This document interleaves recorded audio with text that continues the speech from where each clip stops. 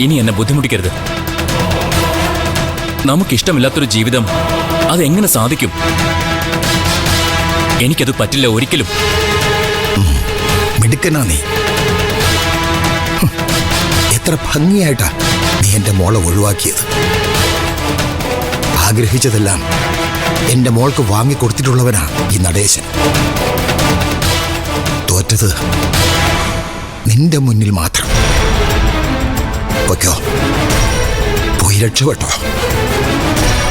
എന്റെ മോളെ ഞാൻ എന്തെങ്കിലുമൊക്കെ പറഞ്ഞ് സമാധാനിപ്പിച്ചോളാം. പാവം എന്റെ കുട്ടി, അവൾക്ക് ഇങ്ങനൊരു ഗതി വന്നല്ലോ.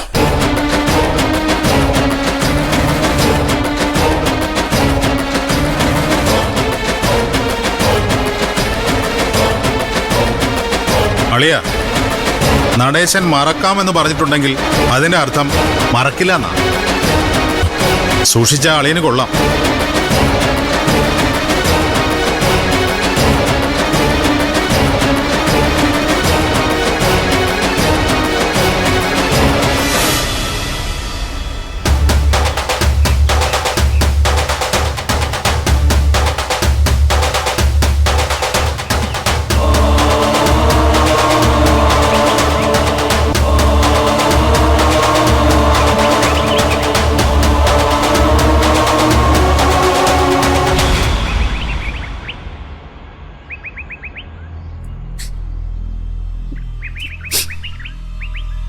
മോളെ,